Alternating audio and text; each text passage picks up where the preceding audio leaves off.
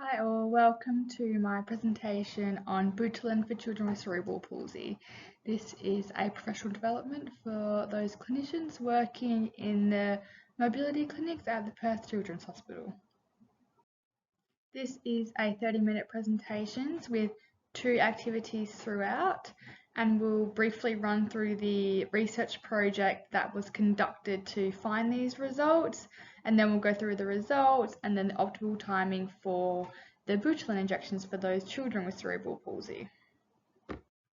So this is a bit of background information on the project that was completed to find the results.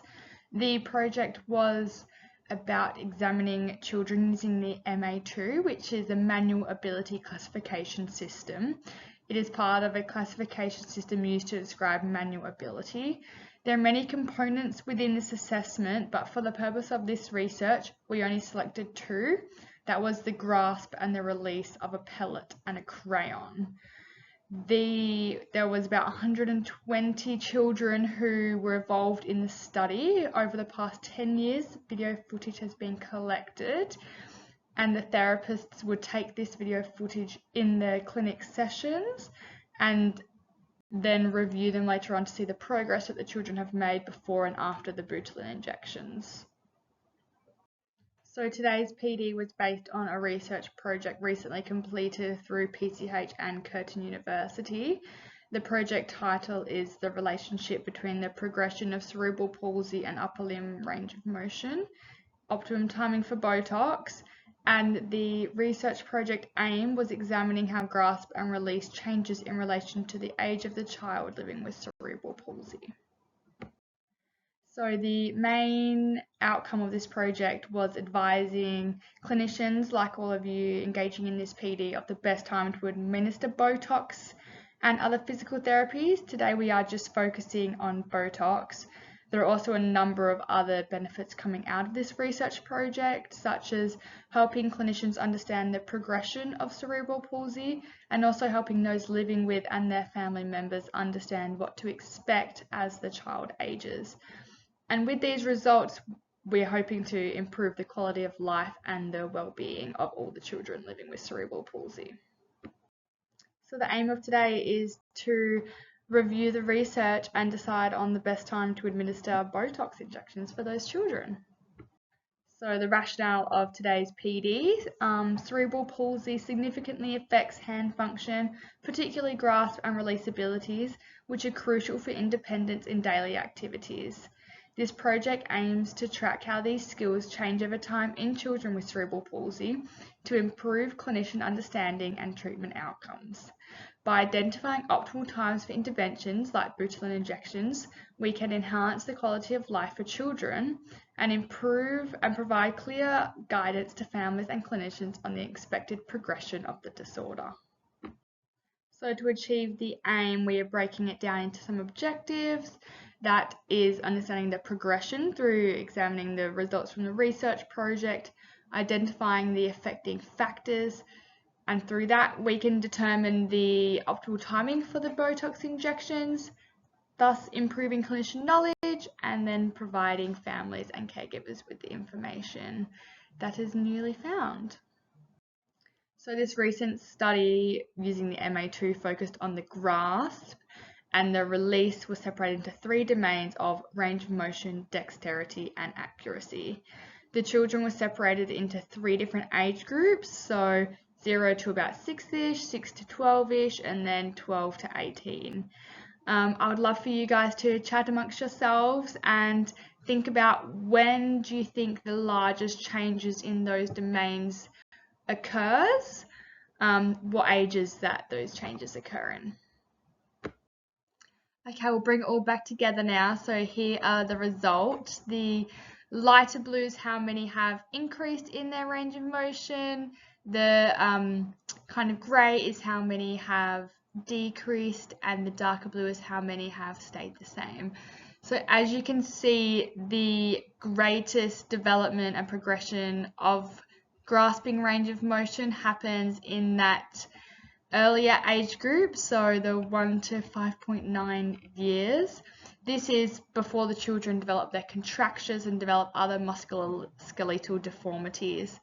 And then as you can see, as the children age and they're living with these deformities for longer, they do become contractures, which greatly reduces the range of motion in the grasp.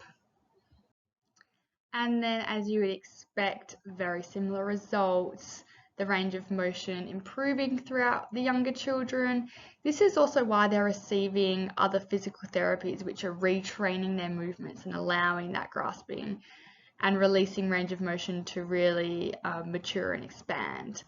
And then, same as the grasping, the older children, the 12 to 17.9 years, have really developed their contractures and musculoskeletal deformities. We won't go into the dexterity and accuracy for the purpose of this PD, but you can read the research article and get more information on those areas. So as clinicians, what we are really looking for is when those significant reductions in range of motion occurs. And as you can see, that is the 12 to 17.9 years age group. And this will lead us into our next activity. This activity being when to administer the Botox injection. So I'll give you a quick overview on what Botox is. It is a neurotoxin. It's a protein produced by a bacterium. It works by blocking nerve signals to muscles, which temporarily prevents the muscles from contracting. It's used to treat a variety of conditions, including those muscular overactivity or spasticity, which for our purpose of cerebral palsy is very beneficial. I would love for you guys to now have a chat amongst yourself and think about which age group would most benefit from the Botox injections. I'll give you all 10 minutes for this activity. So when is the best time? Early intervention is very, very effective. So while we are most focused on doing the Botox injections in those significant reductions in range of motion, we also want to be administering it before the age of 6. It's a critical period of motor and muscle development and can prevent muscle spasticity from maturing over time when intervened early. It's also essential to be administered before the development of the contractures. So by that 12 to 18 years age group, those contractures are already fixed. So it's essential that to not only treat the contractures, but also to prevent the contractures from occurring. During periods of rapid growth, the Botox works the best. During the periods of growth is when the muscles do start to form those deformities, so getting in early is the best. And it's also to be used in conjunction with other physical therapies as well. So Botox isn't just used alone. So the best time is throughout all the age groups, but particularly in that 6 to 12 age group, just before those permanent contractures occurs, is the most beneficial time. But it's also important to remember that Botox injections for cerebral palsy should be individualized and based on the specific needs of the child. The decisions are to be made by a multidisciplinary team, including OTs, doctors, and physios, with regular assessments and follow-ups to ensure that they are being administered safely and appropriately. So as we discussed before, it's essential to administer them in that 6 to 12 years before the contractures have occurred, but also in that 12 to 18 years when significant decreases in range of motion are experiencing and the child's function is dramatically decreasing with these contractures. Botox can help reverse those. So as an umbrella recommendation, it is between that 6 to 18 year age group before the contractures have occurred and while children are experiencing significant decreases in range of motion. Thank you all for listening to my presentation. You'll be able to find the research project once it has been published, and I hope this was helpful. Thank you. And I'll leave you with some references. Thank you.